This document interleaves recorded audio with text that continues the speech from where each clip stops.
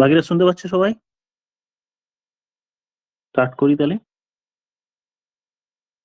দেখো, ওই বাকিরা একটু জয়েন করে যাক, দাঁড়া।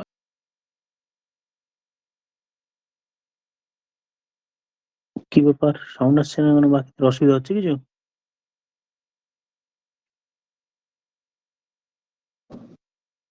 চল লিভ করে জয়েন করো একবার তাহলে।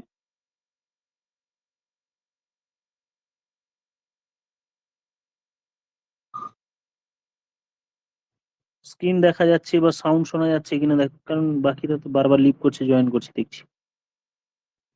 হ্যাঁ স্যার, শোনা যাচ্ছে।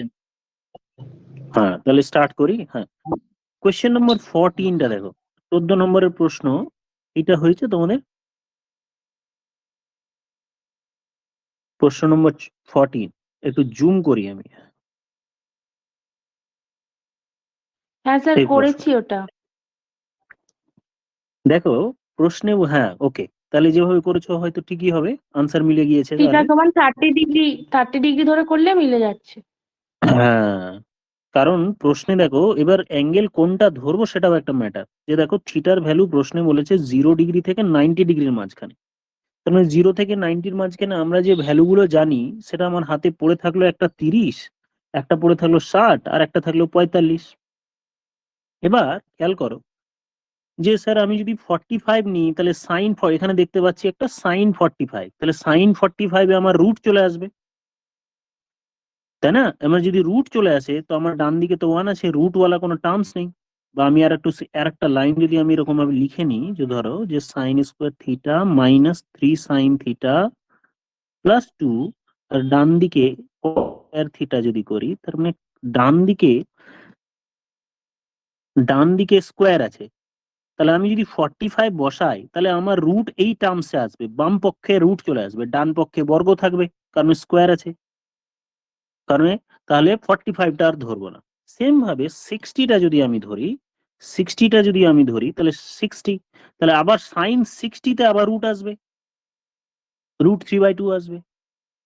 তাহলে বাম দিকে আমার রুট যুক্ত টার্ম থেকে গেল। আমি যদি কসের জায়গায় 60 বসাই তাহলে এটা একটা পূর্ণবর্গ সংখ্যা, তার মানে এখানে রুট থাকবে না। তাই জন্য 45ও ধরবো না, 60ও ধরবো না, তাহলে 30 ধরবো। এবার 30 ধরে এবার আমি দেখে নিই যে বাম পক্ষ এবং ডান পক্ষ সমান হচ্ছে কিনা বা স্যাটিসফাইড হচ্ছে কিনা। তাহলে আমরা 30 ধরবো, বাম পক্ষ আর ডান পক্ষ সমান হচ্ছে কিনা বসা। তাহলে 30, তাহলে 1/4 মাইনাস 3 ইন্টু 1/2 প্লাস 2। তাহলে বাম পক্ষে আমার তাহলে চলে এলো 3/2, আচ্ছা, ওভারঅল 4, 1 মাইনাস 6 প্লাস 8। তাহলে আমার ওভারঅল বাম দিকে আসছে 1/4, না 3/4 এলো। তাহলে আমি থিটার ভ্যালু কত বসিয়ে পেলাম? 30 ডিগ্রি। সেম ভাবে যদি আমি 30 ডিগ্রি ডান দিকে বসাই তাহলে cos square 60, so cos square 30, cos 30 আমার √3/2, তার স্কোয়ার করলে 3/4। তাহলে থিটার ভ্যালু 30 ডিগ্রি ধরবো। আমাকে ওই ক্যালকুলেশনটা কিন্তু মেন্টালি তাড়াতাড়ি করতে হবে, যে আমি সবগুলো কি ট্রাই করব। 0 থেকে 90 বলেছে, মানে 0-র মাঝখানে হবে, তার মানে 30, 60, 45 এই তিনটের মাঝখানে আমি ট্রাই করব। আর কোনটা ধরবো কোনটা ধরবো না সেটা কিন্তু ভ্যালু মুখস্থ রাখার সাথে সাথে প্যারালালি ভালো করে দেখতে হবে। তাহলে এইভাবে আমার থিটার ভ্যালু 30 ডিগ্রি বসিয়ে দাও এবার এই অঙ্কটিতে, এখানে ভ্যালুটা বসিয়ে দাও। আরেকবার খেয়াল রাখবে, আর একটা জিনিসও খেয়াল রাখবে যে ভ্যালু সার বসিয়ে কোনো কারণে যেন নিচে নিচে জিরো না আসে, নিচে জিরো এলে কিন্তু আর হবে না, এটাও কিন্তু খেয়াল রাখতে হবে। আচ্ছা, তাহলে 30 ডিগ্রি বসিয়ে চলে এসছে। কত আনসার এসছে বলো, কোন অপশনটা? 3√3 মানে সি। সি অপশন উত্তর চলে আসবে। তাহলে আমরা কোন ভ্যালুটা বসাবো দেখে নিলাম, আর আমি বসালাম না। সেম ভাবে আরেকটি ট্রিগোনোমেট্রি অঙ্ক আছে, এই অঙ্কটা দেখ, এটা এই অঙ্কটিতেও থিটার ভ্যালু আমি যদি কিছু বসাই, প্রথমে আমার রেঞ্জ দেয়া আছে, আমি একটু জুম করি দেখি জুম করা যায় কি। হ্যাঁ, এটা ম্যাক্সিমাম জুমই করা আছে। তাহলে 0 90 এর মাঝখানে। তাহলে আমার হাতে পড়ে থাকলো 30 ডিগ্রি একটা, 60 ডিগ্রি একটা, আর একটা 45 ডিগ্রি। যে ভ্যালু ধরতে সুবিধা হয়। খেয়াল করো, আমি যদি 45 বসাই কি প্রবলেম হবে? দেখো, প্রবলেম হলে আমার কি আছে, বাম দিকে আছে একটা সংখ্যা, ডান দিকে 0 আছে।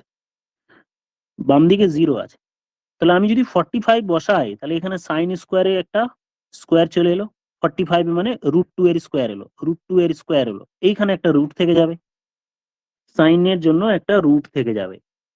তাহলে আমরা 45 নেব না। ভ্যালুগুলো মুখস্থ রাখতে হবে, কিন্তু আমি যদি ওটা আবার দেখাতে শুরু করি তাহলে সময় লেগে যাবে। 1/√2, এটা কার সাথে কাটবে? কারোর সাথেই কাটবে না, কারণ এটা √2 থেকে যাবে। থাকলো আমার 30 এবং 60। 60 যদি নিই, 60 আবার কি আছে, সাইন 60 করলে আবার √3/2। তার মানে সাইন 60 যখন আমি এখানে বসাবো, এখানে আমার √3 চলে আসবে। এই √3টা বাকি সবগুলোতে বর্গ সংখ্যা আছে, স্কোয়ার স্কোয়ার বা পূর্ণ সংখ্যা আছে বলি, বা রেশনাল নাম্বার আছে। তাহলে ওখান থেকে এটা মাইনাস করে 0 আসবে না। তাহলে আমার হাতে থাকলো 30 ডিগ্রি। তাই আমি 30 ডিগ্রি ভ্যালুটা বসিয়ে দেখবো বাম পক্ষ ডান পক্ষ সমান হচ্ছে কিনা। তাহলে 30 ডিগ্রি বসা, 11 ইন্টু সাইন স্কোয়ার 30 মানে 1/4, মাইনাস কস স্কোয়ার 30 মানে √3/2 এর হোল স্কোয়ার করলে 3/4, প্লাস 4 ইন্টু সাইন 30 তার মানে 1/2 মাইনাস 4। এটা সিম্পলিফাই করে দেখে নেব যে ডান পক্ষ মানে 0 হচ্ছে কিনা। তাহলে ওভারঅল এটা হলো 11/4। সেখান থেকে 3/4 বিয়োগ করলে 8/4। 8/4 মানে এইটুকু পার্ট থেকে আমি পেলাম 2। আচ্ছা, এইটা কাটাকুটি করলে আমি পাচ্ছি 2। তাহলে এদিকে 2, এইটুকু পার্ট 2, আর এটা 2, 4 আর -4, তার মানে এটার ভ্যালু 0 হয়ে গেল। ব্যাস, এই থিটার ভ্যালু তাহলে আমি 30 ডিগ্রি বসিয়ে এখানে পাবো cot স্কোয়ার 60, 2 থিটা আছে, তাহলে cot square 60 degree plus sec square 60 degree divided by এখানে tan square 60 degree minus sine square 60 degree. Theta আমি ধরেছি কত, থিটা 30, 2 থিটা আছে, তাহলে 60। ভ্যালু বসাও, তাহলে দেখি ভ্যালু বসিয়ে কত হচ্ছে বলো।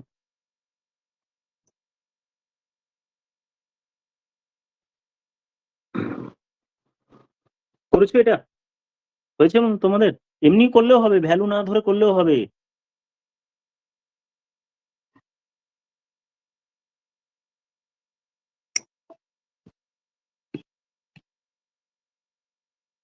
বলো, তাহলে বসাই cot স্কোয়ার 60 কত লিখবো? 1 বাই, বলুন মনে আছে তো? 1/√3। 1 1/√3 স্কোয়ার করলে 1/3। তারপরেরটা, তারপর sec 60 কত লিখবো বলো? 2। 2 স্কোয়ার 2 স্কোয়ার মানে 4, কারেক্ট। তারপর নিচে 3 √3 মাইনাস স্কোয়ার √3 স্কোয়ার মানে 3, মানে হচ্ছে 3/4।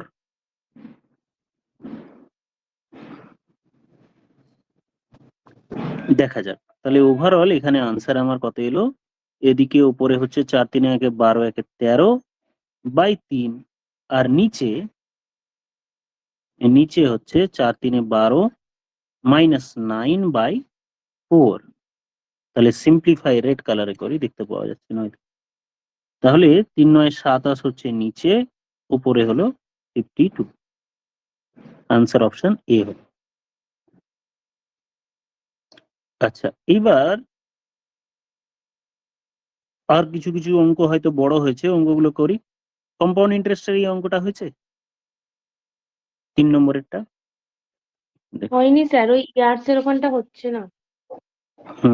The compound interest on a certain sum is এত % per annum compounding annually for 2/3 year, মানে 2 × 1 = 3 বছর, 2 বছর এবং এত। তাহলে এই ক্ষেত্রে আমরা বলেছিলাম কম্পাউন্ড ইন্টারেস্টের রেটটা কত, 15%। রেট মানে 15% যদি হয়, তার মানে কত, 3/20। এরকম যখন তাহলে আমি বলেছিলাম 3 বছর, আমি এটাকে মোটামুটি 2 বছর প্লাস সামথিং, মানে 3 বছর। তাহলে আমি প্রিন্সিপালটাকে মডিফাই করাও শিখেছিলাম, যে এটার কিউব করে নেব। 2 বছর থাকলে 20 স্কোয়ার, 3 বছর থাকলে 20 কিউব মানে ডিনোমিনেটরে যেটা থাকবে। তাহলে আমি প্রিন্সিপালটাকে 8,000 ধরে নিলাম। 20 এর কিউব যদি অসুবিধা হয়, 3 বছর যেহেতু আমি 3 বছর বার করব, 20 এর কিউব। তাহলে প্রথম বছরে 3/20 যদি করি তাহলে কত হবে?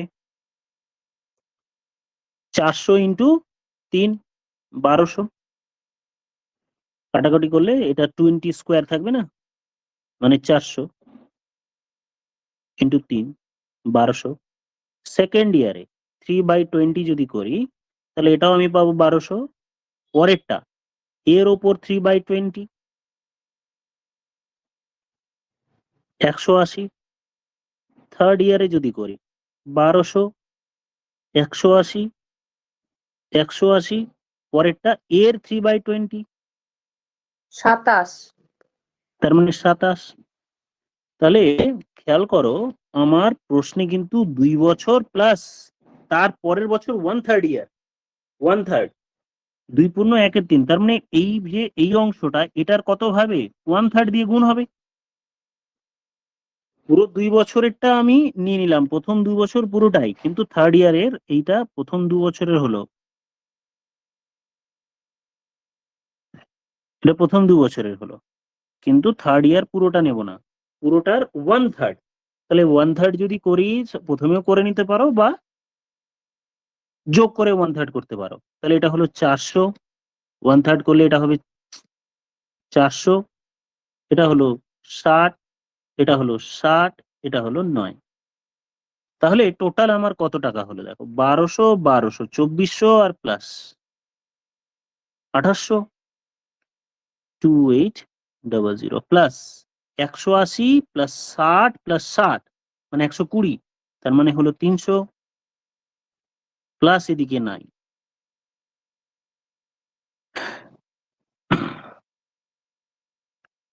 তাহলে ওভারঅল টোটাল হলো 3109। তাহলে আমি ইন্টারেস্টের পরিমাণ 3109 পেলাম কখন? যখন আমি প্রিন্সিপালটাকে 20 এর কিউব মানে 800 ধরেছি। তাহলে কথাটির মানে কি হলো, যে ইন্টারেস্টের পরিমাণ 3109 হলে প্রিন্সিপাল হয় 8,000 টাকা। প্রশ্নে কিছু একটা দেয়া আছে, ওই জায়গাটা একটু মুছে দিই। অ্যামাউন্টের কি দেয়া আছে, কম্পাউন্ড ইন্টারেস্টের পরিমাণ 1545, মানে কত গুণ আছে দেখো তো, 5 গুণ না, 5 গুণ। হ্যাঁ। তাহলে এটাও আমার 5 গুণ হবে, তাহলে 40,000 হবেই।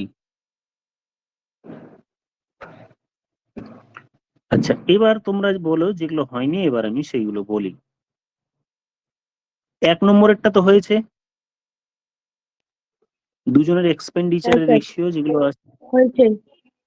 হুম, স্যার চারেরটার কি অ্যান্সার দুটো ঠিক মনে হচ্ছে, এ আর ডি, একবার দেখুন ওটা।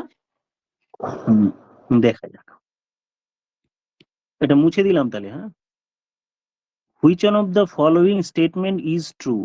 LCM of the two natural number is divisible by their HCF. তার মানে এটা ঠিক আছে, যে কোনো দুটো ন্যাচারাল নাম্বারের এলসিএম, কারণ আমরা জানি এখানে যাই থাক, এখানে ধরো আমার এক্স আছে, এখানে 3 and 4 থাকলে এলসিএম করতে গেলে আমরা কি করি, এই দুটো গুণ করে এলসিএম এ পৌঁছায়, এইটার গসাগু হয়। তাহলে প্রথমটা ঠিক হলো, LCM of two natural number is always divisible by HCF হলো, এটা ঠিক হলো। HCF plus LCM of two number, এটা তো ভুল, product of the two number is equal to HCF into LCM, এটা ভুল হলো। দুটো প্রাইম নাম্বার আর কো প্রাইম যখন তাদের এলসিএম 1 না, তাদের এইচসিএফ 1 হয়, তাই এটাও ভুল হলো। তারপর D option, HCF of two number is the smallest common divisor of the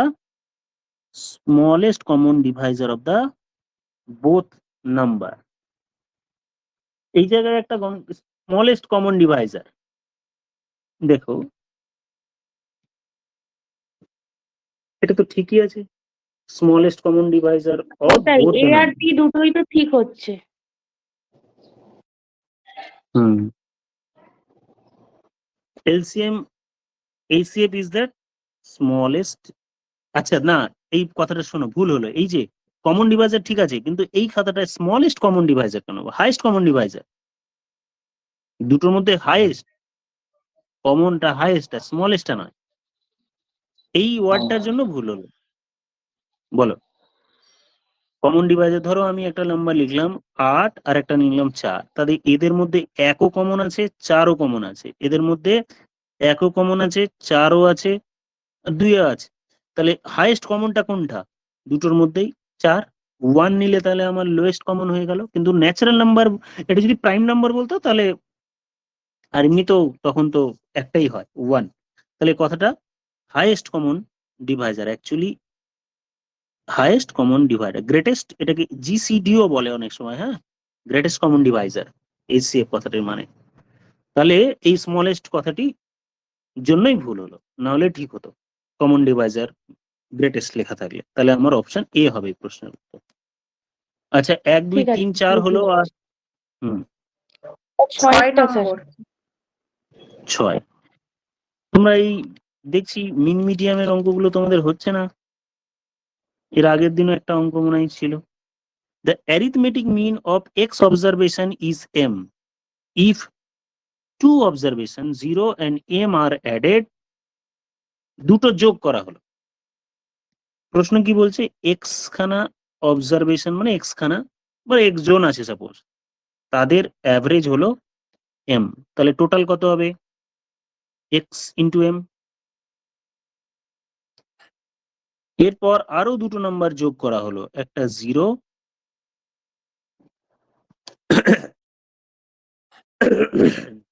একটা 0 অ্যাড করা হলো আর একটা এম অ্যাড করা হলো, তাহলে টোটাল কত হলো, X M plus M. Total number কতগুলো হলো, এক্স প্লাস 2টা হয়ে গেল না, এক্স ছিল, একটা যোগ করলাম 0 আর একটা যোগ করলাম এম, তাহলে নাম্বার অফ অবজারভেশন হলো এক্স প্লাস 2, আর তাদের টোটাল হলো এত, তাহলে অ্যাভারেজ কত হলো, এম কমন নিলে উপরে থাকছে এক্স প্লাস 1 আর নিচে X by X plus 2। Clear? দেখো তো বোঝা গেল?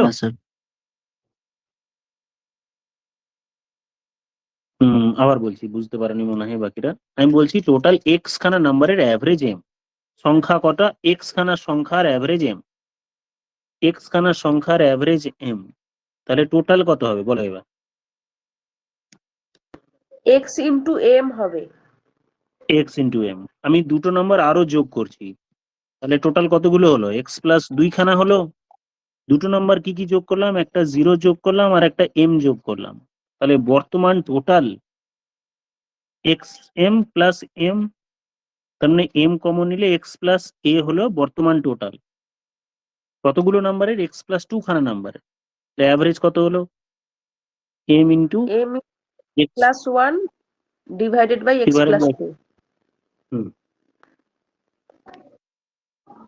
বুঝতে পেরেছি স্যার। নেক্সট প্রশ্ন বলো।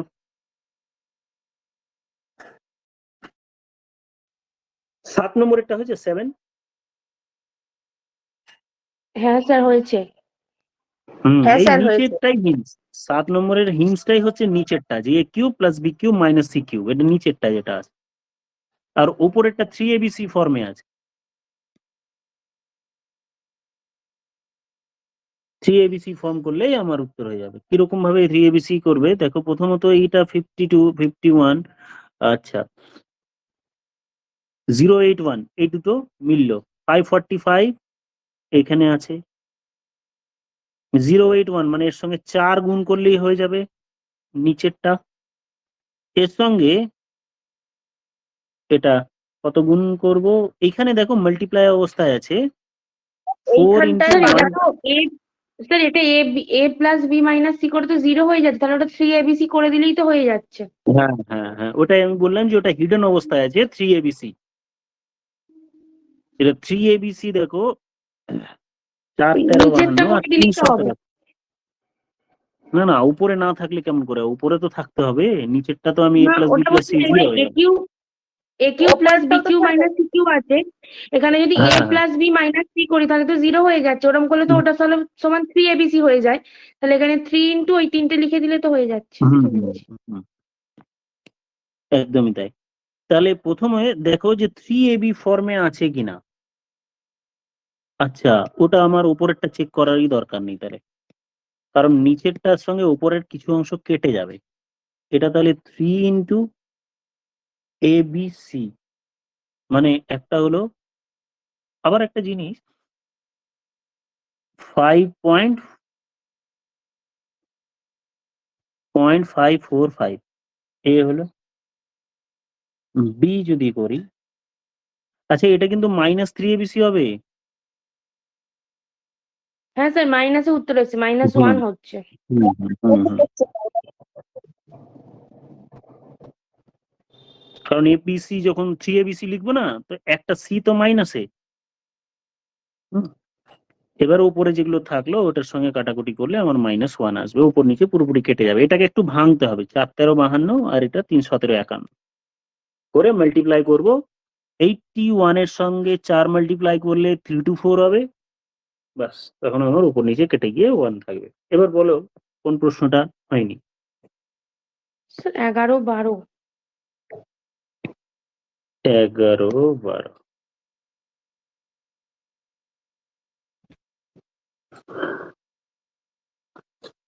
11 12 কারোর হয়নি? না স্যার, 11টা হয়নি, 12টা স্যার আমার 4√13 বেরাচ্ছে। আচ্ছা দেখছি, তাহলে 11 নম্বরের প্রশ্নটি একবার পড়ে নেওয়া যাক। The graph of the equation this intersect at the point, মানে দুটোর কমন পয়েন্ট, দুটো লাইন একে অপরের সঙ্গে কোন বিন্দুতে ছেদ করেছে, x1 y1 বিন্দুতে। তার মানে x1 y1 বিন্দুটি প্রথম লাইনেও থাকবে কমন, আর দ্বিতীয় লাইনেও থাকবে। তাহলে প্রথম লাইনে আমি যদি x1 y1 বসিয়ে দিই, তাহলে x1 y1 বসিয়ে দিলে, একটু এই সাইডে করি, এই সাইডে করছি। তাহলে প্রথম লাইনে আমি যদি x1 বসিয়ে দিই, তাহলে 2 × x1 প্লাস 3 × y1 = 11 হবে। তাহলে x1 y1 পয়েন্টটি দ্বিতীয় লাইনেও থাকবে, তাহলে এটা হলো x1 - 2y1 = -12। এখান থেকে আমি x1 y1 টা সলভ করব। x1 y1 সলভ করে কত পাওয়া যাচ্ছে দেখে নেওয়া যাক। 2, এটাকে স্যাটিসফাই করে 2 দিয়ে 4, 4 আর এটা হচ্ছে তোমার 8। y এর ভ্যালু 2 2 5 15 আর 4। হ্যাঁ, তোমরা এটা সলভ করলে ওভারঅল x এন্ড y এর ভ্যালু কত পাওয়া যাবে, x এর ভ্যালু হবে 2 আর 5। একটু স্যাটিসফাইড হচ্ছে কিনা দেখি, -2 -10। আচ্ছা x এর ভ্যালু হবে -2। এটা সলভ করে x1 আর y1 এর ভ্যালু পেয়ে গেলাম। এটা মুছে দিই ঠিক করে। x1 হবে -2, y1 হবে 5।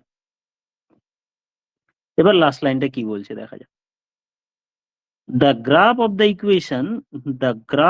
equation intercept x-axis at y2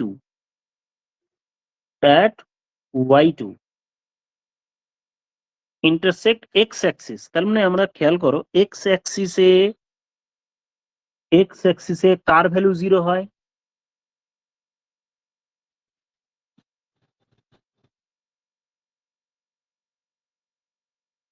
x-axis-এ এই অ্যাক্সিস আর এই অ্যাক্সিস। x-axis-এ আমরা জানি এইটা তো x-axis, Y এর মান y এর ভ্যালু 0। লাইনটা আরেকবার পড়ি, প্রশ্নটা কি বলতে চাইছে দেখা যাক। The graph of the equation এত and এত intersect at P হলো, and the graph of the equation এত intersect the x-axis at এত। ও আচ্ছা, দুটো আবার একটা ইকুয়েশন বলছি যে the graph of এইটা x-axis কে Q পয়েন্টে টাচ করেছে, x-axis কে Q পয়েন্টে টাচ করেছে। তাহলে এইটা আমি প্রথমে দেখি যে x - 2y + 12 = 0। এটা যদি x অ্যাক্সিস কে টাচ করে, তাহলে y এর ভ্যালু 0 বসিয়ে x এর ভ্যালু বার করে নিয়ে যাবে। y এর ভ্যালু 0 বসালে x এর ভ্যালু আমার -12 বেরোলো। তার মানে এই যে কিউ পয়েন্টটা, এই কিউ পয়েন্ট, এখানে যে কিউ পয়েন্ট লেখা আছে, তাহলে স্থানাঙ্ক বা কোঅর্ডিনেট কত হলো, যে পয়েন্টে টাচ করলো, তাহলে কিউ পয়েন্টে আমার x = -12 আর y = 0 এইরকম হলো। এখানে একটু প্রিন্টিং মিস্টেক আছে, হয়তো x2 y2 দিতে গিয়েছিল, ওটা হয়তো x2 y2 দিতে গিয়েছিল, বা y2 এর ভ্যালু হলো এখানে 0 আর x2 এর ভ্যালু হলো আমার -12।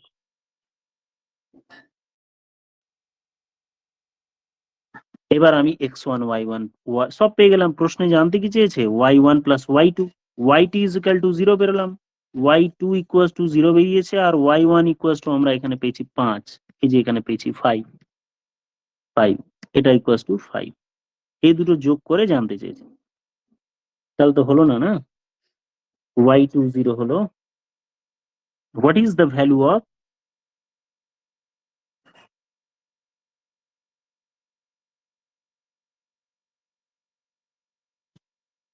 y1 plus y2? আনসার তো মিলল না।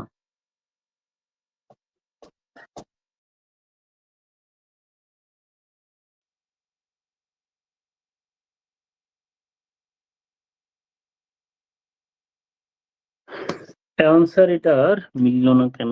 y1 প্লাস y2 কিছু একটা এরর কোনো একটা জায়গায় হচ্ছে। 1 plus y1 plus x1 minus a2, y1 y plus y2 এটা আনসার, এটা কিন্তু 5ই হবে, এটা ঠিকই আছে। আরেকবার চেক করে নিই, এখানে স্যাটিসফাইড হচ্ছে x1 y1, দেখি তো ভ্যালু বার করে নেওয়া যাক।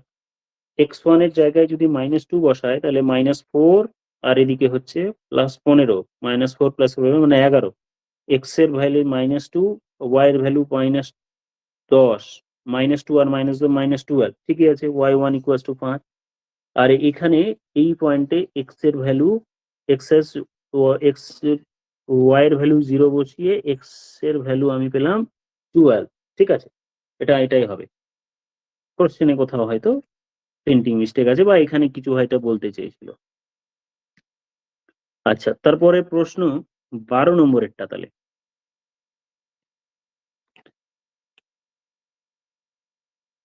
এবিসি ট্রায়াঙ্গেলের সি অ্যাঙ্গেলটি 90 degree, AC is equal to 15।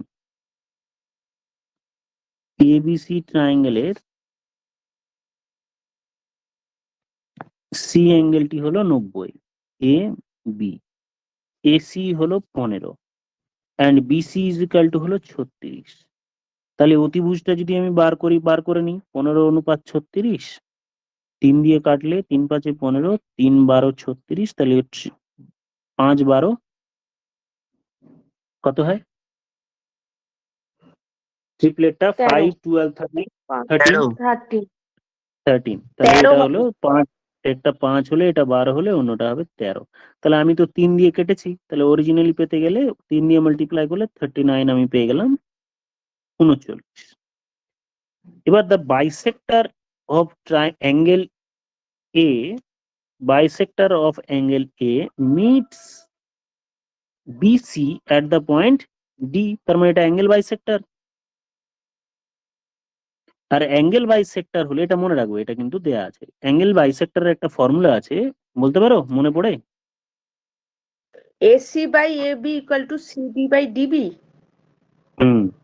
এটা একটা ব্যাপার, কিন্তু এখানে প্রশ্নে আমার জানতে চেয়েছি কিন্তু এ থেকে ডি এর লেন্থ, এ থেকে ডি এর লেন্থ জানতে চাই। তাহলে একটা জিনিস খেয়াল করো, যখন আমরা ইনসেন্টার পড়েছিলাম, এখানে যদি একটা পয়েন্ট আমি আই ধরি, তাহলে মনে রাখবে AI by ID equal to কত ছিল? এইটা প্লাস এইটা ডিভাইডেড বাই নিচেরটা, 15 প্লাস 39 ডিভাইডেড বাই নিচেরটা, মানে বিসি ইজ ইকুয়াল টু 36। এটাতে কি লাভ হবে? এটা অনুপাত পাবো না, এটা লাগবে না। অ্যাঙ্গেল বাই সেক্টর এটা দরকার পড়ছে না, ঠিক আছে, দাও, এটা করার দরকার নেই, এটা লাগবে না কোনো কাজে, এটা কোনো কাজেই লাগবে না। তাহলে আমার এখান থেকেই হবে, আমি যেটা, এটা এক্স ধরে নাও,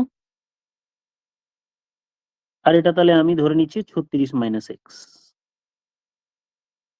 তাহলে এখান থেকে এক্স এর ভ্যালু বেরিয়ে আসবে, ওটাও দরকার নেই। এমনি রেশিও যদি ধরি, তাহলে এটা আমার 3 দিয়ে করলে এটা কি অনুপাতে আছে? 3:13, তার মানে এটাও আমার 3:13 হবে, তার মানে টোটাল 5 দিয়ে স্যার কাটলাম এখানে না, তো ভুল লিখলাম, 5 অনুপাত, হ্যাঁ 5 অনুপাত, 5:13, তার মানে 5:13 মানে টোটাল 18 ইউনিট। এই 18 ইউনিটের ভ্যালু প্রশ্নে 36 দেয়া আছে, 18, মানে আমার বিসি ইজ ইকাল টু 36 দেয়া আছে, তার মানে 2 দিয়ে গুণ, তার মানে কোন দিকেরটা কোনটা এটা আমি পেয়ে গেলাম। সি থেকে ডি ইজ ইকাল টু 10, 2 দিয়ে গুণ করলে এটা 10, আর এটা হলো 26, এটা হলো 26। এবার যখনই আমি এটা 10 পেয়ে গেলাম, তাহলে এই ত্রিভুজটার খেয়াল করো, এটা এ, এটা সি, আর এটা ডি, এটা 15, এটা 10, তাহলে এইটা কত? আচ্ছা, প্রথমে সিডি জায়গাটা বোঝা গেল কি, সিডি এর লেন্থটা কত হবে, যেটা আমি বার করলাম 10 আর 13 বা 26। আবার বলছি দাঁড়াও, অ্যাঙ্গেল স্যার বাইসেক্টরের এটা একটা থিওরেম আছে। সেন্টারের সূত্র দিয়ে? না না না, ওটা লাগবে না, ইনসেন্টাল না, অ্যাঙ্গেল বাইসেক্টরের একটা ফর্মুলা একজন বললো যে সিডি আর বিডি এর অনুপাত হচ্ছে এসি বাই এবি। তাহলে CD by BD equals to এসির ভ্যালু 15 আর এবির ভ্যালু 39, মানে কাটাকুটি করলে 3 দিয়ে কাটলে 3×5 = 15, 3×13 = 39। এই অনুপাতটা ক্লিয়ার হলো এখন? হ্যাঁ হ্যাঁ স্যার। স্যার। হ্যাঁ স্যার। হুম, তাহলে পুরো রেশিওটার মধ্যে আমার কোনটা কোন ভাগ, একদিকেরটা 5 ইউনিট হলে অন্য দিকেরটা 13, তাহলে টোটালে 18 ইউনিট। কিন্তু টোটাল লেন্থটা প্রশ্নে আমি দেয়া ছিল এটা 36, 18 ইউনিট মানে 36, মানে 2 দিয়ে গুণ, 2 দিয়ে গুণ করলে 5 ইউনিট ইকুয়ালস টু তার দিকেরটা 10 হলো, আর 13 ইউনিট মানে এই দিকেরটা 26 হলো। ঠিক আছে, এবার সমকোণী ত্রিভুজের এই দিকেরটা 15 আর এই দিকেরটা 10, লম্ব পেয়ে গেলাম, ভূমি পেয়ে গেলাম, তাহলে অতিভুজ মানে এডিটা কত হবে এটা জানতে চাই। হাইপোটেনিউজ বার করো, লম্ব স্কোয়ার প্লাস ভূমি স্কোয়ার ইজ ইকুয়াল টু অতিভুজ স্কোয়ারও করতে পারো, আদারওয়াইজ আমি বলেছিলাম যে এরকম যদি কাটাকাটি যায়, কাটাকুটি করে নাও, 5 দিয়ে কাটলে 3 আর 2, তাহলে অতিভুজটা কত হবে, 3 স্কোয়ার 9 আর 4 13। এটা আমি 5 দিয়ে কেটে করেছি, কারণ অরিজিনালটা পেতে গেলে আমাকে 5 দিয়ে গুণ করতে হবে, তাই 5 দিয়ে গুণ করলে 5√13 হবে আমার উত্তর, 5√13। ক্লিয়ার হলো? না হলে এমনি লম্ব স্কোয়ার প্লাস ভূমি স্কোয়ার ইজ ইকুয়াল টু হ্যাঁ অতিভুজ স্যার। স্কোয়ার এভাবে করেও করতে পারবে। এটা হলো প্রশ্ন নম্বর 12। ইন সেন্টারেরটা লাগলো না, ওটা আমার দরকার পড়ছে না, এআই বাই এমনি হয়ে গেল। আচ্ছা, 12 নম্বরের পর কত নম্বর করব? 15টা। 15, 15টা। পেরিমিটার অফ এ ট্রায়াঙ্গেল, কোন একটি ট্রায়াঙ্গেল এর পেরিমিটার হচ্ছে 72, এটা এ, এটা বি, এটা C, perimeter 72, side B C equal to 27, তাহলে বাকি এটা এ এটা বি ধরে নিলাম, এই দুটোর যোগফল হচ্ছে আমার 72 টোটাল দেয়া আছে, 72 থেকে 27 বিয়োগ, পেরিমিটার মানে পরিসীমা, তাহলে হলো 45, a প্লাস বি 45 পেলাম। এডি ইজ দ্য বাইসেক্টর, ওই যে অ্যাঙ্গেল বাইসেক্টর, আবার সেই অ্যাঙ্গেল বাইসেক্টরের থিওরেমের কাজ, এডি is the bisector of the angle. তাহলে আই যদি ইনসেন্টার হয়, এখানে সাপোজ আই আছে, তাহলে আমি আই যদি এখানে লিখি আর এটা ডি দিই, তাহলে A I by I D এর ফর্মুলা কি বলতো? উপরের দুকের দুটো যোগ, এ থেকে আই অবধি, সব ভুলে গেছো, এ থেকে আই অবধি আর আই থেকে ডি অবধি, উপরের দুটো যোগ আর ডিভাইডেড বাই নিচেরটা। ও তোমাদের তো এ প্লাস ডি ডিভাইডেড বাই নিচেরটা, নিচের টোটাল মানে 27, এ প্লাস বি উপরে 45 লেখা আছে, 45 ডিভাইডেড বাই 27, এই হলো উত্তর। সিম্পলিফাই করবো, 9 দিয়ে কাটবো। আমি এবার এটা বলে দিচ্ছি, এই যে অ্যাঙ্গেল বাইসেক্টর থেকে অনেক কিছু হয়, ইন সেন্টার মানে অ্যাঙ্গেল বাইসেক্টর গুলো যে পয়েন্টে টাচ করে সেটাকে ইন সেন্টার বলে, আর ইন সেন্টার যখনই হবে, তাহলে ইন সেন্টার হলে আমার যে পার্ট গুলো তৈরি হয় তাদের রেশিও সম্পর্কে আমি একটু বলে দিচ্ছি।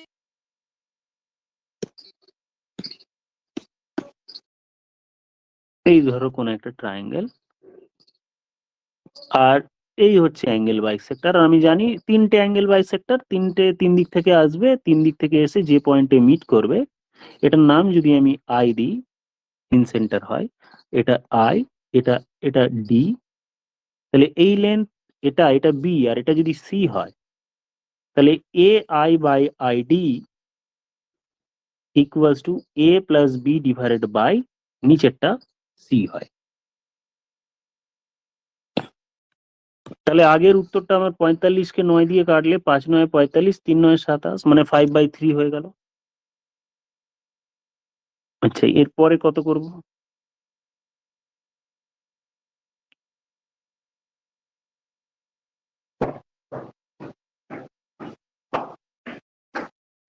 সতেরো।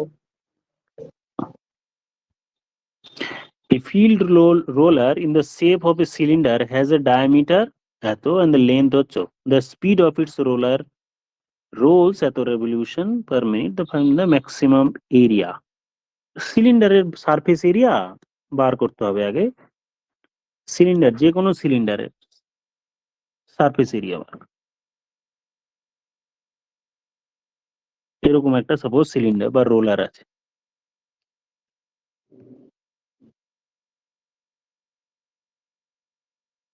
তাহলে সিলিন্ডারের সারফেস এরিয়ার ফর্মুলা কি আছে বলো? 2πr into H. আর প্লাস টু পাই।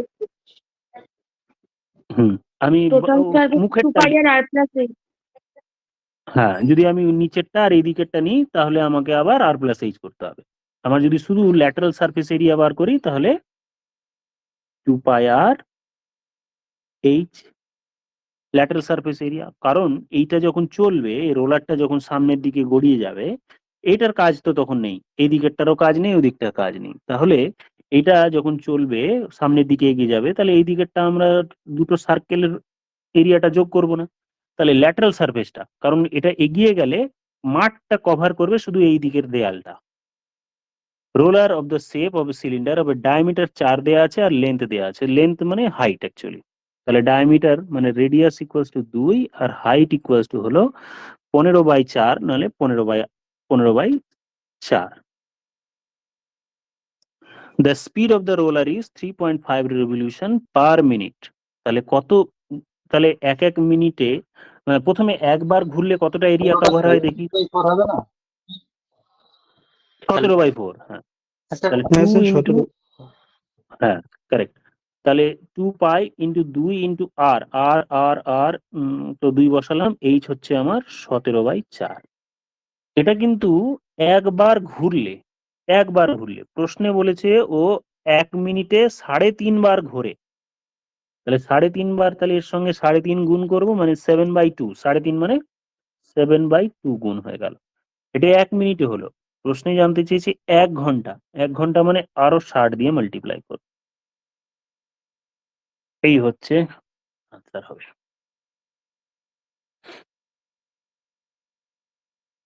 মেন কথা, অঙ্কটি 11 দিয়ে ডিভিজিবল হবে, এই এখানে 22 আছে, 11 দিয়ে ডিভিজিবল কোন অপশনটা হচ্ছে একবার দেখে নাও।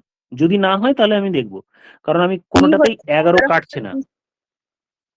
11,220। এটাও 11 দিয়ে ডিভিজিবল হচ্ছে কি? 11 11 121। এটাও 11 দিয়ে ডিভিজিবল হচ্ছে, আবার এটাও কিন্তু 11 দিয়ে ডিভিজিবল হচ্ছে।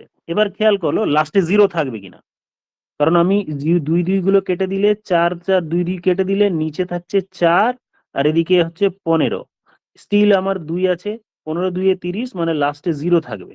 তাহলে 0 ওয়ালা অপশন হচ্ছে অপশন ডি, লাস্টে কিন্তু 0 থাকবে। গুণ করলাম না পুরোটাই, শুধু ইউনিট ডিজিট দেখে আমার, আর 11 দিয়ে ডিভিজিবিলিটি দেখে হয়ে গেল। নেক্সট প্রশ্নে চলে যাই। আর কোনটা আছে দেখো। স্যার 18টা অ্যান্সারটা মিলছে না। 18টা কেউ কারোর হয়েছে? করি দেখি 18টা। কোন একটি কাজ এ এন্ড বি অল্টারনেট ডে করবে, বি করবে প্রথম দিন, তাহলে কাজটা ফিনিশ হবে এতদিনে। ইফ দ্য ওয়ার্ক গেট এত, then B alone can finish 3 times the work if the work gets completed 11। If এই কথাটি মানে কি? দাঁড়াও, A and B work alternate ডেতে করলে বি যদি বিগিনিং করে on the first day, okay, ঠিক ল্যাঙ্গুয়েজটা, A and B to work alternate days with B beginning the work on the first day, প্রথম দিন বি কাজ করবে, এ ক্যান ফিনিশ দ্য, এর সম্পর্কে আলাদা করে বলা হলো, এরকম বলতে চাইছে মনে হয়। এ আলাদা করে কাজটি করলে 48 দিনে কাজ করে, আবার বি অ্যান্ড এ যদি অল্টারনেট ডেতে কাজ করে তাহলে কাজটি কমপ্লিট হবে 11.1 দিনে। তাহলে এ বি একা কাজ করলে কাজটি কত দিনে কমপ্লিট হবে দেখো। আচ্ছা, এখানে অল্টারনেট ডেতে কাজ করে 11.1 দিনে কাজ কমপ্লিট হয়েছে, কথাটির মানে বি কাজ করেছে 6 দিন আর এ কাজ করেছে 5.1 দিন। এই জায়গাটা ক্লিয়ার কি? এটা আমি বলছি, দেখো ক্লিয়ার হলো কি এই কথাটা, যে অল্টারনেট ডেতে কাজ করলে ধরো এ স্টার্ট করছে, আমি বললাম কোনো কাজ এ স্টার্ট করলো, তারপরের দিন বি করলো, তারপরের দিন এ করলো, তারপরের দিন বি হচ্ছে, এরকম করে করতে করতে চলতে থাকে। তাহলে কার পরিমাণ বেশি যাচ্ছে? আমি যদি 5 দিনের হিসেব দেখি, 5 দিনে কে কতদিন কাজ করছে? এ করছে 1 2 3 দিন আর বি করছে 2 দিন, ঠিক আছে। এবার আমি 5 দিন না বললাম যে আমি তাহলে এ অ্যান্ড বি অল্টারনেট করে, এ যদি স্টার্ট করে কোনো একটি কাজ 5 দিনে শেষ হয়। এবার বললাম এ অ্যান্ড বি অল্টারনেট ডেতে কাজ করে কিন্তু কাজটি 5.1 দিনে শেষ হয়, যদি এই কথাটা বলতাম আমি 5.1 বা 2-3 বা 7-3 দিনে কমপ্লিট হচ্ছে বা 7-6 দিনে কমপ্লিট হচ্ছে, তাহলে কার ভাগে কটা কাজ পড়ছে দেখো তো, কে কদিন কাজ করেছে? এ যদি স্টার্ট করে তাহলে এর ভাগে বেশি দিনের, পূর্ণ সংখ্যার দিন। আবার আমি প্রথম থেকে বলছি, হ্যাঁ স্যার বুঝলাম। হ্যাঁ স্যার বুঝতে পারছি। হ্যাঁ এখানে যেমন আমি বললাম কি 5 দিনের কাজ হলে এর ভাগে পড়লো 3 আর বি এর ভাগে পড়লো 2। আমি যদি 5 পূর্ণ সামথিং 7/6 বলি তার মানে এর ভাগে পড়বে 3, বি এর ভাগে পড়বে 2 পূর্ণ 7/6। তাহলে যে স্টার্ট করবে সে পূর্ণ সংখ্যার কাজটা সেই করবে বেশি, পূর্ণ সংখ্যা তো করবেই এন্ড বেশি কাজটা করবে। তো সেম ভাবে এখানে এ এন্ড বি অল্টারনেট ডেতে কাজ করে কোনো একটি কাজ 11.1 দিনে কমপ্লিট হয়েছে, এ বি না বি দিয়ে স্টার্ট হয়েছে, বি দিয়ে স্টার্ট হয়েছে তারপরে 11.1 দিন।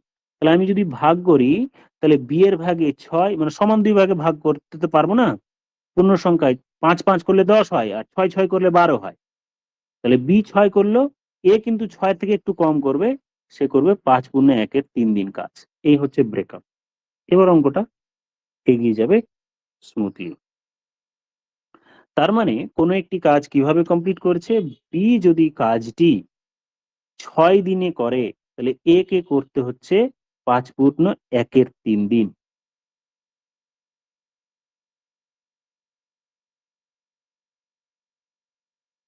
এবার প্রশ্নে আরেকটি ডেটা বলা হলো, বি যদি কোনো কাজ না করে এ একা করলে, কাজটি পুরো 48 দিনে কমপ্লিট হয়। এখানে দুটো ডেটা দেওয়া আছে, বি 6 দিন করলে এ কে করতে হবে 5.5 দিন, বি 0 দিন মানে বি যদি 0 দিন মানে বলতে চাইছে এ একা কাজ করলে, 48, তাহলে বি একা কাজ করলে কতদিন? দেখো আমি অন্যভাবে বলছি, এটা একদম শর্টেস্ট হবে। বি যদি তার নিজের কাজ 6 দিন কমিয়ে দেয় তাহলে এর কাজ কতদিন বেড়ে গেল, এইভাবে করতে চাইছি। আদারওয়াইজ স্যার এটা তো মাথাপাচ্ছি করে লাভ নেই, আমি এটাকে M1D1 দিয়ে করবো, ভালো হবে, কোনো অসুবিধা নেই।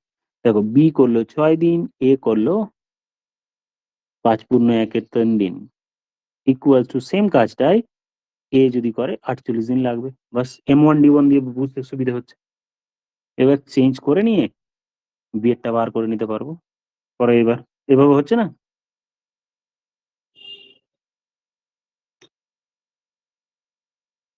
আচ্ছা এই লাইনটা বোঝা গেল কি, বি 6 দিন করলে এ করবে, দিয়ে টোটাল কাজ কমপ্লিট, এ আঁকা করলে 48 দিন, এখানে আমার হয়ে গেল।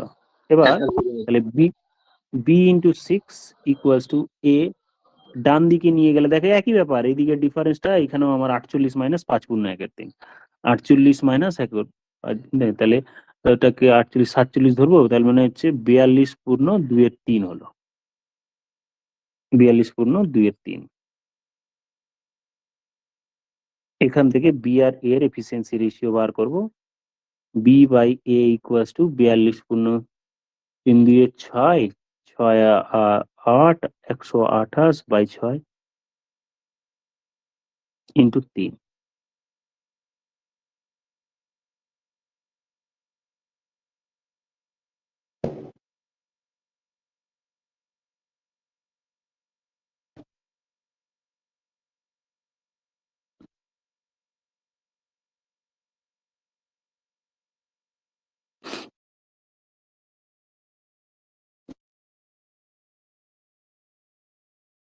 তাহলে দুজনের এফিসিয়েন্সি রেশিও পেয়ে গেলাম। বি এর ক্ষমতা 64, এ এর ক্ষমতা 9। এফিসিয়েন্সি রেশিও পাওয়া গেল। সময়ের রেশিও তাহলে 9:64। এর যদি 48 দিন সময় লাগে তাহলে বি এর কতদিন সময় লাগবে? তাহলে হবে 9/64 ইন্টু 48। 16 দিয়ে কাটাকাটি করে নিই, 4 × 16 = 64, 3 × 16 = 48, 27/4। কেমন যেন হয়ে গেল সব, চারিদিকে অন্ধকার। ও ঠিক আছে, এ এর কতদিন, বি এর কতদিন সময় লাগবে সেটা আমি পেলাম, কিন্তু প্রশ্নে জিজ্ঞেস করেছে 3 গুণ কাজ করতে, finish the 3 Times of the work. তাহলে আমি এখন পর্যন্ত যে টাইমটা পেয়েছি তার সাথে 3 গুণ করলে মানে 81/4 হবে, 20.25। ডি অপশন হলো। শুধু এই কাজটাই একটা এক্সট্রা কাজ, এ এন্ড বি কে কতদিন কন্ট্রিবিউট করছে, বাদ বাকি আর কোনো কিছু জায়গা নেই।